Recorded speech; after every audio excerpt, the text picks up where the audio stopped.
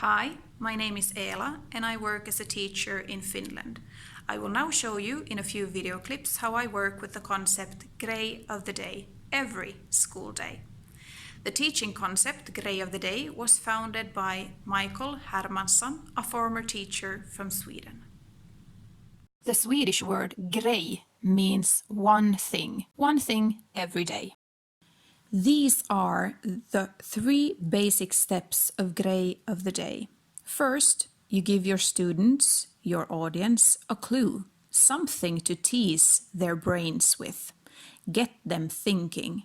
This is an important part of Grej of the Day. The second step is the Grej of the Day lesson. A micro lesson, 5 to 10 minutes long. You give your audience a fairy tale of facts with a wow effect. The third step is only for the audience. They are supposed to retell from memory what they have learned after the Grej of the Day lesson or later at home. All the Grej of the Day topics can be gathered around a world map.